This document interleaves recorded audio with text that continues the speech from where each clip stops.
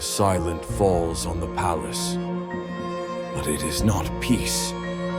Is the pause before the scream. A woman walks alone between broken columns, pale folia and trembled. This is Tresso. The curved crown shines in the light of the torch. Kill them all. His voice did not tremble. His eyes did not. The air smells of betrayal. Blood flows through the royal tombs. And a whisper resounded in the dark corridor. What happens if the heir is still alive? What happens if God keeps his promise? Joash is just a kid, but in his veins burns an eternal current. A woman covered it with her mantle. God has time, and this is not the end. Many years later, a priest stands up. The temple breeds a guide. Today we are not only crowning a king, today we restore a pact. And when the sounds, when everyone screams, when Athaliah screamed betrayal, then history will burn, and you are on the edge of the fire. This is not a myth. This is a holy war, a legacy sealed with gratitude. Be prepared. Faith is about to rise. If you believe that God is still working in our time, if you believe in the power of God, hit like, leave a comment to share your thoughts, and subscribe so you won't miss the next journeys of faith. Athaliah, the movie.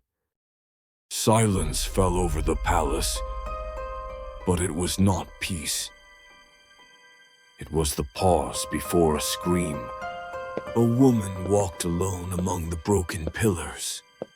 Her twisted crown shone in the torchlight. It was Athaliah, the usurper queen. Kill them all, he commanded without fear. Not a single one would survive. His eyes did not blink. The air was thick with the smell of betrayal, but amid the darkness and the blood, a whisper echoed through the hall. What if the heir had still lived? Joash, then a baby, was wrapped in silence. A brave woman named Jehosheba hid him under her cloak.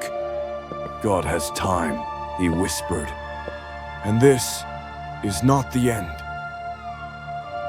For 6 years, the temple has been a refuge. The queen did not know it. But inside those ancient stones, eternal spring was burning. Joash was only a child, but in his veins flowed a promise that not even a sword could cut. Joash was only a child, but in his veins flowed a promise that not even a sword could cut. Josheba prayed, with tears and hope to revive him. One day, my son, you will hear the trumpet. You will know that this is your time. Outside, Athaliah rules with an iron fist. I am the only voice, the only throne. The covenant is dead with me, he shouted.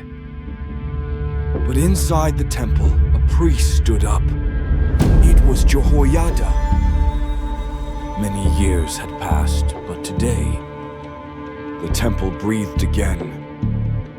He reached out and touched Jehoash's face with a trembling hand. You are not just a child. You are a hidden fire. And God has not forgotten his covenant. The echo of that voice awakened something ancient. The walls of the temple did not shake, but heaven listened. Hope still glimmered. In secret, another crown awaited. faith was about to increase. It hadn't even dawned yet, but in the temple, something began to move. Something many years had passed. Jehoiada whispered, his voice cracking with anticipation. But today, the temple breathed again. Joash, still with the eyes of a child, looked at the old man. He didn't fully understand what was happening, but the fire in those words moved him. "What is it, father?" he asked timidly. Jehoiada leaned over and placed his hand on his shoulder. "You are not just a child, you are a hidden fire. God has not forgotten his covenant." Deep within the temple, sounds of the past seemed to be awakening. Rocks didn't shake, but the sky listened. Outside, Athaliah ruled with an iron fist. Time was running out. "Preparations have begun," said Jehoiada as he put on his priestly garments. He called the Levites. One by one, they arrived with questioning eyes. Some trembled. Others remained silent for many years. "Why now?" said Azariah. "Are you afraid that Athaliah will destroy us?" Jehoiada got determined. "Because now, the Most High has given us a sign." He opened an ancient chest, covered with linen. Inside lay a bloodless crown.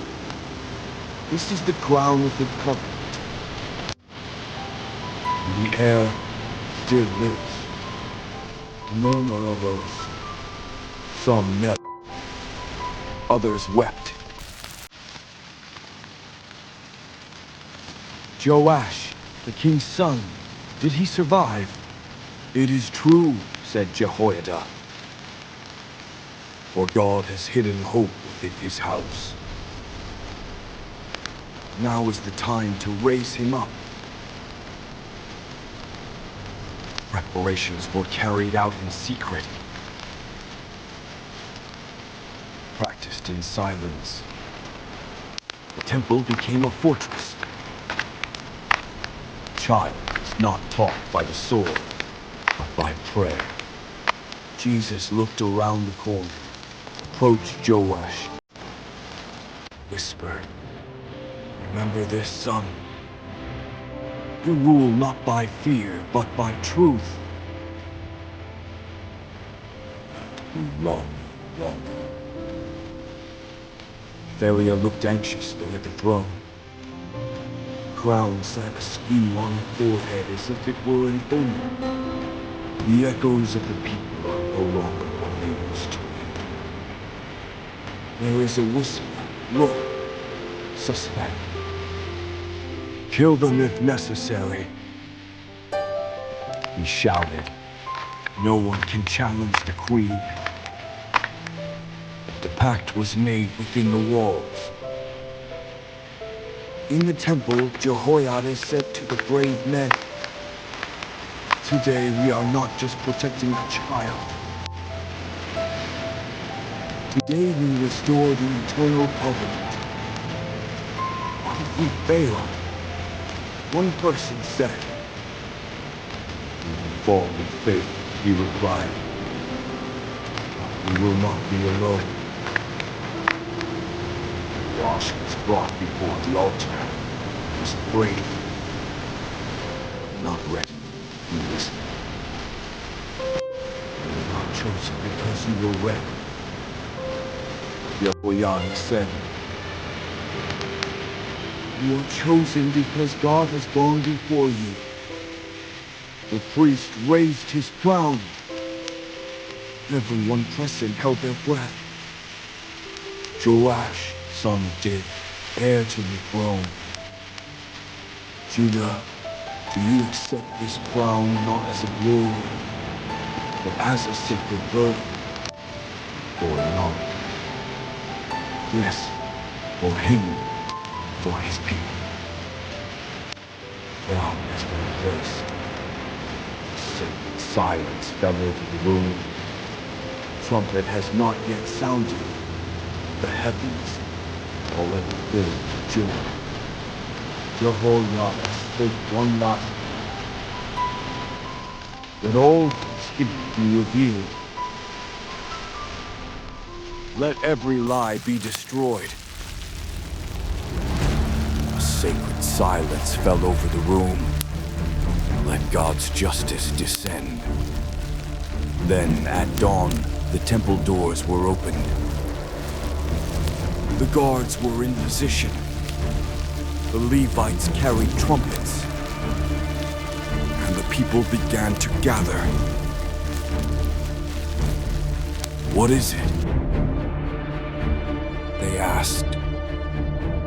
Come on, the air is still alive. Athaliah had heard the rumor. Her face was tense. She ran to the temple, surrounded by soldiers. But it was too late. When she arrived, she saw the child standing there, crown in his hand and the sunlight shining behind him. Betrayal, screamed. Betrayal. All eyes were on her, but no one answered. No one protected her. Joash speaks for the first time. I am not a miracle. I'm a promise. This land is not yours. Athaliah took a step back. Jehoiada stepped forward. God has spoken. And you no longer have a voice here. Silence fell once more, but this time it wasn't fear. That is justice. It's blared throughout Jerusalem. Joash, still with the eyes of a child, stood firm with his crown shining on his brow. The people, seeing him, broke into a cry of long-suppressed hope. Long live the king. Long live the son of David. Athaliah, pale and trembling, cried out through gritted teeth. This is treason. Jehoiada stepped forward with a firm voice. For this is justice. God has spoken. And you no longer have a say here. The guards lowered their weapons. No one defended the usurping queen. Her eyes, once intimidating, were now empty. Joash, in a whisper that only those closest could hear, said, I'm not a miracle, I'm a promise. Jehoiada, with tears in her eyes, placed a hand on his shoulder. Today, a new story begins. People knelt. The priests raised songs. Sunlight illuminated the altar as Joash descended the steps. A woman in the crowd whispered, God has not forgotten Judah. And so, the darkness that covered the kingdom dissipated. With swords, but with faithfulness.